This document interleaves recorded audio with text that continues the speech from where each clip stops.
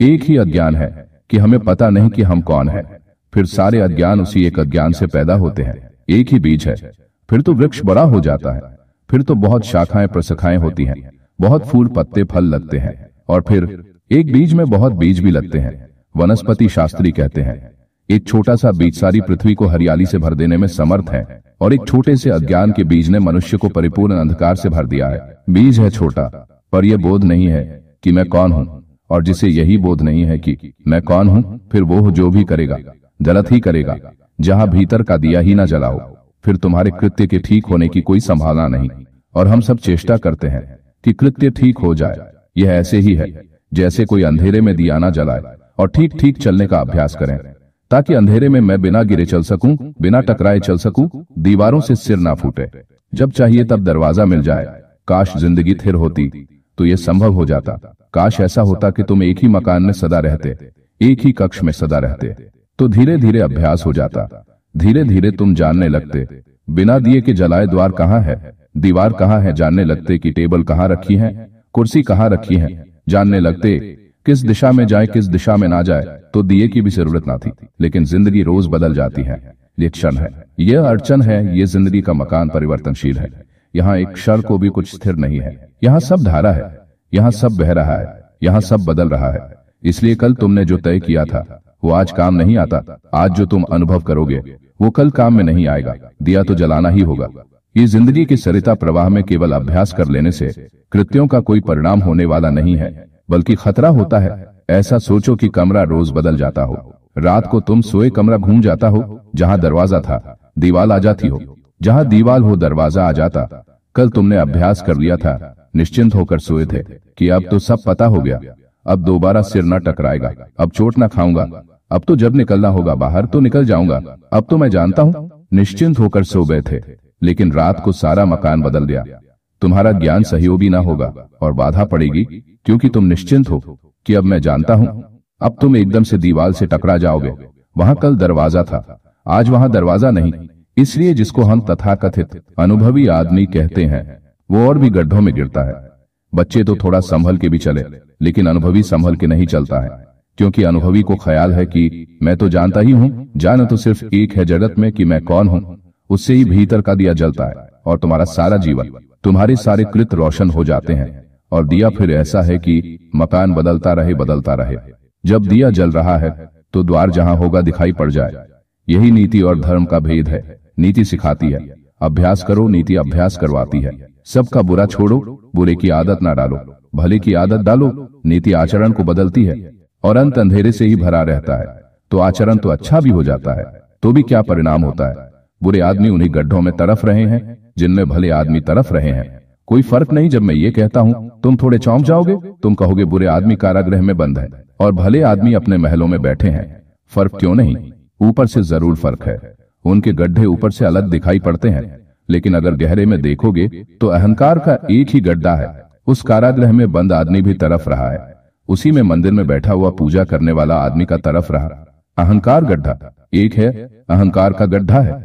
गड्ढा एक है क्योंकि अंधेरा एक है। ना तो बुरा आदमी जागा है, जाग जाता तो बुरा क्यों होता। और ये वचन भी मुझे तुमसे कहने दो कि ना भला आदमी जागा है, अगर जाग जाता तो भला क्यों होता। तुम थोड़े चौंक जाओगे, क्योंकि जागा हुआ आदमी ना बुरा होता ना भला होता। जागा हुआ आदमी तो बस ज्यादा होता है। जागरण भलाई के उतने ही ऊपर है जितने बुराई के ऊपर जागा हुआ आदमी ना दुर्जन होता ना सज्जन होता है। जागा हुआ आदमी बुद्ध होता है, प्रबुद्ध होता है। बुद्ध से किसी ने पूछा आप कौन हैं? देखकर आपके अप्रतिम सौंदर्य को लगता है जैसे कोई देव पुरुष उतर आया है इंद्रासन से पृथ्वी पर। तो पूछा है पूछने वाले ने आप कौन है? क्या आप देवता है? इस वन में, इस एकांत निर्जन में, इस वट वृक्ष के नीचे बैठे क्या आप स्वर्ग से उतरे? कोई देवता है? आपके सौंदर्य को देखकर ऐसा लगता है आप इस पृथ्वी के नहीं हैं, पार्थिव नहीं है। यह सौंदर्य आप देवता है। बुद्ध ने आंख खोली और कहा नहीं, मैं देवता नहीं हूं।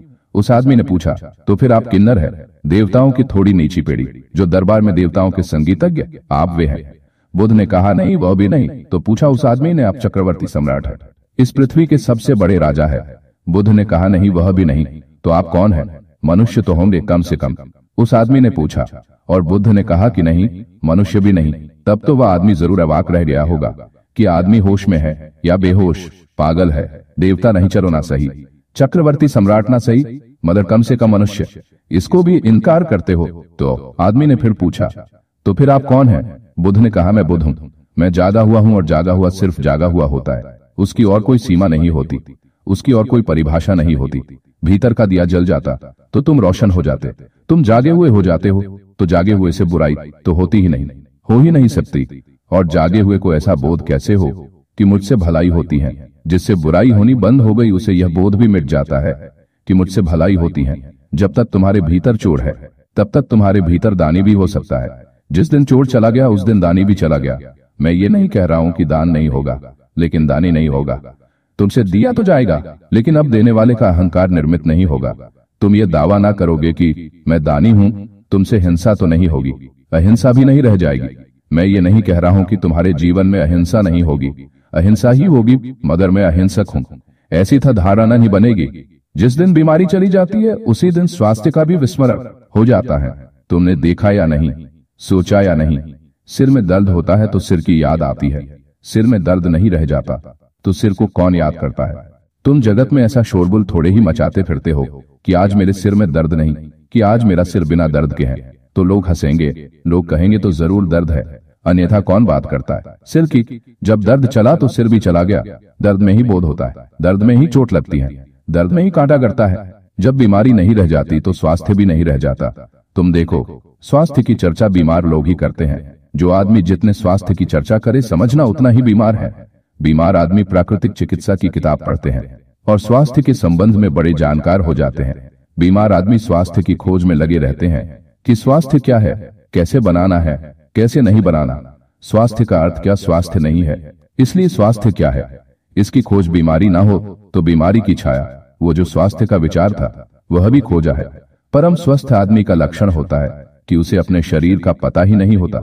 विदेह अवस्था है, परम स्वास्थ्य उसे पता ही नहीं होता। तुम्हें पता है पैर जब तक पैर सो नहीं गया तब तक पता नहीं चलेगा। जब पैर सो जाएगा और झुनझुनी चढ़ेगी तब पता चलेगा। पैर में कांटा लगेगा तो पैर का पता चलेगा। सिर में दर्द होगा तो सिर का पता चलेगा। संस्कृत में दुख और ज्ञान के लिए एक ही शब्द है, वेदना। वेद का अर्थ ज्ञान होता है, वेद का अर्थ जानने वाला होता है। बड़ा अनूठा शब्द है वेदना। दुनिया की किसी भाषा में ऐसा शब्द नहीं। संस्कृत के पास कुछ शब्द है जो दुनिया की किसी भाषा में नहीं और हो नहीं सकते, क्योंकि जिन्होंने भी शब्द निर्मित किए उन्होंने बड़ी अनुभूति से उन्हें रचा है। वेदना का अर्थ होता है जानना और वेदना का अर्थ होता है दुख। जब दुख होता है तभी ज्ञान बनता है, दुख का ही ज्ञान होता है। इसलिए वेदना के दो अर्थ है, बड़े भिन्न अर्थ है, दोनों में कोई संबंध नहीं दिखाई पड़ता। कहाँ ज्ञान और कहाँ दुख, लेकिन दुख के अतिरिक्त कोई ज्ञान ही नहीं। जब दुख चला गया तो ज्ञान भी चला गया। तब एक परम शांति, एक निर्मल शांति, जहां ना दुर्जन है ना सज्जन, ना पापी है ना पुण्यात्मा, ना नास्तिक है ना आस्तिक। हिंसा गई या हिंसा गई, नीति गई या नीति गई, झूठ गया सच गया, वेद गए निर्वेद हुए। इस द्वंद्व दशा का नाम धर्म। नीति द्वंद्व में चुनाव करवाती है, कहती है हिंसा छोड़ो अहिंसा करो, झूठ छोड़ो सच बोलो, चोरी ना करो दान करो, घृणा ना करो प्रेम करो। नीति कृत सिखाती है, ठीक कृत सिखाती है। धर्म में धर्म कृति की बात ही नहीं। धर्म को आचरण से कुछ लेना देना नहीं। धर्म अपूर्व क्रांति है। धर्म कहता सिर्फ भीतर का जले फिर सब हो जाएगा, अपने से हो जाएगा, अपने से ही हो जाता है, फिर तुम्हें कुछ करना नहीं पड़ता। इसलिए परम ज्ञानियों ने तुम्हें जीवन और आचरण के नियम नहीं दिए। उन्होंने तो सिर्फ कैसे भीतर का दिया जल जाए इसकी प्रक्रिया का नाम ही ध्यान है। तुम पूछते हो कि क्या है हमारा मौलिक द्वारपन, क्यों कहते पलटू अचेत गर अब जाग चेत। शब्द को समझो। चेत का अर्थ जागना भी होता है, चेत का अर्थ चेतना भी होता है। चेत का अर्थ होता है सावधान, खूब सो लिए, आंख खोलो, जागो, काफी सो लिए, अब तक सोए ही रहे, कभी बुराई में सोए कभी भलाई में सोए। ऐसा समझो कि जब तुम सपना देखते हो कि तुम साधु हो गए, हाथ में कमंडल लिए भिक्षा मांगने निकले हो, और कभी सपना देखते हो कि हत्यारे हो गए, चोर हो गए और डाका डालने निकले हो। नैतिक व्यक्ति कहेगा अच्छा सपना देखो, साधु बनो, असाधु ना बनो, धार्मिक आदमी कहेगा सपने सब सपने हैं, चाहे तुम चोर बनो और चाहे साधु बनो, क्या फर्क है, सुबह जाग के पता चलेगा दोनों झूठे थे। इसलिए धार्मिक व्यक्ति कहता है अब जागो, सपने कब तक बदलते रहोगे। ऐसे ही हम सपने बदलते रहे, एक सपने से थक जाते हैं तो विपरीत सपना देखने लगते हैं।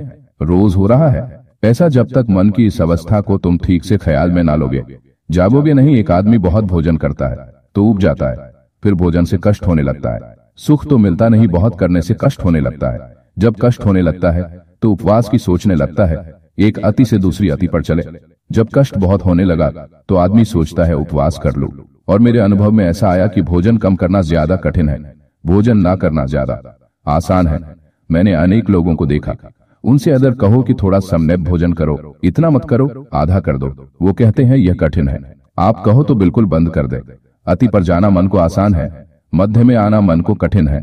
निश्चित ही जब खूब दुख भोग लिया जाता है, भोजन करके पेट में दर्द है और सिर भारी है और दिन में आलस्य छाया रहता है और प्रतिभा में निखार नहीं रह गया, सब धुंधला हो गया, अंधेरा अंधेरा और शरीर बेढंग हुआ जाता है, शरीर सौंदर्य खो देता है और जिंदगी एक बोझ मालूम होने लगती है, तो तुम जल्दी से उपवास का सोचने लगते और तुम्हें उपवास करने वाले करवाने वाले मिल जाते हैं। मगर तुम्हारे जीवन की दशा को कोई नहीं समझता कि अड़चन कहाँ है। तुम उपवास कर लोगे कितने दिन? कोई जीवन भर उपवास कर सकता है। 10 दिन उपवास करके घर आओगे, फिर अति पर पहुंच जाओगे। 5 दिन जब उपवास किया तो भोजन ही भोजन का सोचोगे और करोगे क्या? उपवास में आदमी भोजन की सोचता है और कुछ सोचते ही नहीं, उसके चित्त में एक ही धारा बहती है, भोजन। भोजन वो बड़ी योजनाएं बनाता है, बलपूर्वक हिंसात्मक ढंग से, क्योंकि हिंसा है उपवास। ज्यादा खाना तो हिंसा है ही, उपवास भी हिंसा है। ज्यादा खाने में भी तुम शरीर को सताते हो, इसलिए हिंसा है, और कम खाकर भी शरीर को सताते हो, इसलिए हिंसा है। सताते तुम दोनों हालत में हो, तुम्हारी दुष्टता जाती नहीं। कभी धर्म के नाम पर सताते हो, कभी अधर्म के नाम पर सताते हो, मगर सताते तुम निश्चित हो। 8-10 दिन सता लिया इस आशा में कि स्वर्ग मिलेगा, लोभ में किसी तरह बांध के आपने 10 दिन गुजार लिए। जब जैन उपवास करते हैं तो मंदिर में रहते हैं, क्योंकि वहां आसानी पड़ती है। वहां और भी उन्हीं जैसे दुष्ट अपने को सताए हुए बैठे हैं। उनको देखकर राहत मिलती है कि हम कोई अकेले नहीं, नाव में और बुद्धू भी सवार है। अकेले होने में आदमी को शंका होने लगती है, संदेह होने लगता है कि पता नहीं मैं यह क्या कर रहा हूं। उपवास आदमी को रस्त में जाकर बिठा दो तो उसे बड़ी अड़चन होगी, क्योंकि सब लोग भोजन कर रहे हैं, गुलछर्रे उड़ा रहे हैं, चर्चा कर रहे हैं, भोजन की सुगंधी उठ रही है, भूख को जगा रही है। उपवास वाला आदमी रसोई में जाकर नहीं बैठता, मंदिर जाता है। वहां भोजन से दुनिया बिल्कुल दूर है, वहां भोजन की गंध ना उठती, ना कोई भोजन करता, ना कोई भोजन लाता, और जितने बैठे हैं वह भी ऐसे उदास मुर्दा, वो भी ऐसे ही अपने को सताए हुए। वहां आसान होता है। फिर वहां धर्म चर्चा चल रही है।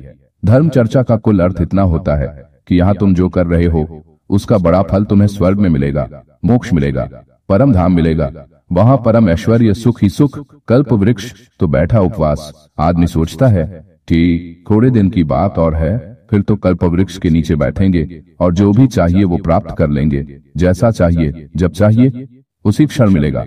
ऐसे ही 10-5 दिन धर्म चर्चा सुनकर लोभ का विस्तार करके गुजार दिए। फिर इसके बाद तुम एकदम भोजन पर टूटते हो। वो जो 10 दिन का उसका बदला लोगे ना, उसका बदला कहाँ जाएगा? वह तो लेना ही पड़ेगा। अब मन 10 दिन भूखा रह रह के उग गया। अब मन कहता है ठीक से खा लो, अब तो ठीक से खा लो, अब 2-4 दिन तो बिल्कुल स्वतंत्रता दे दो। तो जितना उपवास से वजन गिरता है उसके 5-7 दिन के भीतर उतना वजन वापस बढ़ जाता है, थोड़ा ज्यादा ही बढ़ जाएगा, क्योंकि उपवास भूख को भी जगा देता है और शरीर को राजी कर देता। ज्यादा पचाने के लिए तो शरीर झपट्टा मार देता है, जल्दी पचाने लगता है, जल्दी खाने लगता है, पाचक रस जल्दी छूटते हैं, ज्यादा छूटते हैं। तो तुम देखोगे उपवास में वजन गिर जाएगा, 2-4 दिन में वजन फिर उतना ही हो जाएगा, थोड़ा ज्यादा भला हो जाए, कम तो नहीं होने वाला। फिर तुम सोचने लगोगे कुछ महीनों के बाद उपवास कर ले। ऐसा मनुष्य का द्वंद, स्त्रियों के पीछे भागते भागते परेशान हो गए। एक दिन तय करते हैं स्त्रियों को छोड़कर जंगल भाग जाए। ये स्त्री नरक का द्वार है, यह स्त्री नरक का द्वार है। या पुरुषों के पीछे बहुत ज्यादा सिर फोड़ा फाड़ी हो गई है, सब देख लिया, संसार कुछ रास नहीं पाया। अब सोचते हैं कि अब छोड़कर इस सब से हट जाए, मगर अति से दूसरी अति, तो नीति तुम्हें एक अति से दूसरी अति पर ले जाती है। क्रांति नहीं हो पाती अति से, मुक्ति में क्रांति है, मध्य में खड़े हो जाने में क्रांति है, संतुलन में क्रांति है। सम क्रांति, सम शब्द को समझो, उसका मतलब है समर ठीक बीच में आ गए। जैसे तराजू के दोनों पल्ले बराबर हो जाते हैं और कांटा बीच में आ जाता है, ना इधर झुके ना उधर झुके, ना उधर झुके, ना संसार में झुके और ना मोक्ष में झुके, मध्य में खड़े हो गए। वही तो पलटू ने कल कहा कि इडा पिंगा मेरे 2 परडे हो गए, दोनों को सतनाम की दांडी से संभाल लिया है। जैसे जैसे तुम्हारे भीतर बोध बढ़े वैसे वैसे तुम्हारे भीतर संतुलन आता है, तुम्हारे भीतर द्वंद्व कम हो जाते हैं। ये द्वंद्व दशा का नाम ही अद्वैत है। एक ही भूल है कि तुम्हारा दिया जला हुआ नहीं है। आचरण को सुधारने में बहुत चिंता मत लगाओ, और ध्यान रखना, मैं ये नहीं कह रहा हूं कि आचरण को बिगाड़ने में चिंता लगाओ। जब मैं सुधारने तक को 2 कौड़ी कमानता हूं तो बिगाड़ने को कैसे मूल्य दे सकूंगा। मैं कहता हूं आचरण से दृष्टि को बदलो, घर बदलो, अंतर्मुखी बनो। भीतर अंधेरा है, इसको कैसे रोशन करें, यहाँ कैसे प्रकाश प्रकट करें, कैसे उजाला हो। ध्यान से उजाला होता है। ध्यान है ज्योति जलाने की प्रक्रिया, और मजा ऐसा है कि सब साधन मौजूद है। तुम्हारे घर में दिया है, तेल भरा है, बाती लगा है, माचिस भी रखी है। जरा माचिस को रगड़ना है, जरा माचिस को रगड़ना है कि ज्योति पैदा हो जाएगी। फिर माचिस से ज्योति को बाती से सुलगा देना है, दिया जल उठेगा। तुम सब लेकर आए हो, तुम्हारे अंतरतम में सब मौजूद है। जो होना चाहिए वह सब मौजूद है, जो जो जरूरी है सब मौजूद है। थोड़ा संयोजन करना है, थोड़ा सा संयोजन। तुम्हारे भीतर साक्षी भाव की संभावना छिपी पड़ी है, जरा सा अपने को झकझोरना है। उसी को पलटू कहते हैं। अच्छेद कमार अब तो जार, खूब सो लिया, कितना सो लिया।